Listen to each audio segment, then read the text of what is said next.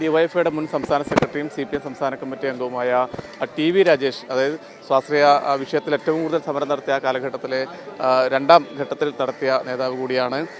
TV എങ്ങനെയാണ് പുഷ്പൻ സഖാവിനെ ഓർമ്മിക്കുന്നത് ഈ ഘട്ടത്തിൽ? പുഷ്പൻ യഥാർത്ഥത്തിൽ ഒരു ഇതിഹാസമായിരുന്നു. ഏതാണ്ട് 3 പതിറ്റാണ്ടിലേറെ കാലം കിടക്കയിൽ കഴിയേണ്ടി വന്നപ്പോഴും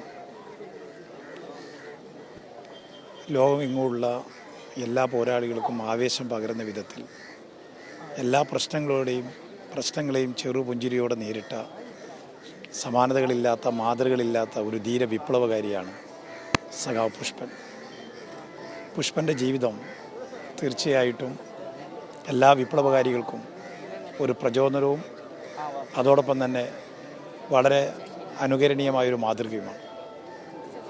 ഞങ്ങൾ കോളേജിൽ പഠിക്കുന്ന സമയത്താണ് 1994 ഉച്ച സമയത്താണ് കോളേജിൽ ഭക്ഷണം കഴിക്കാൻ പോകുന്ന സമയത്താണ് ഈ വാർത്ത അറിഞ്ഞത്.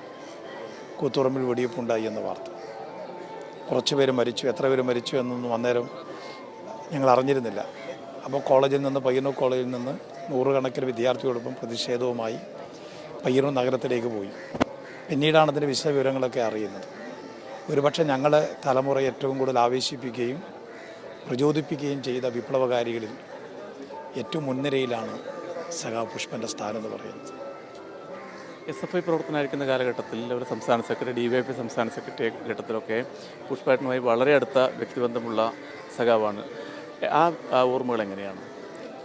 പുഷ്പൻ സഖാവിൻ്റെ ഏറ്റവും വലിയ പ്രത്യേകത എന്താണെന്ന് വെച്ചാൽ, ഒരു ഘട്ടത്തിലും ആരോടെങ്കിലും ഏതെങ്കിലും തരത്തിൽ മുഷിയുന്നതായി ഞാൻ കണ്ടിട്ടില്ല.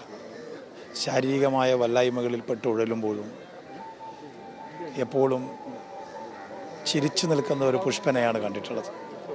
അതുതന്നെയാണ് പുഷ്പൻ നമുക്ക് നൽകിയ ഏറ്റവും വലിയ പാഠമെന്നാണ് ഞാൻ കരുതുന്നത്. അതാണ് ഞാൻ പറഞ്ഞത്, എല്ലാ കാലത്തും ഏവർക്കും ഏതൊരു വിപ്ലവകാരിക്കും മാതൃകയാക്കാൻ കഴിയുന്ന സമാനതകളില്ലാത്ത ഇതിഹാസ തുല്യമായൊരു ജീവിതമാണ് പുഷ്പൻ്റെ.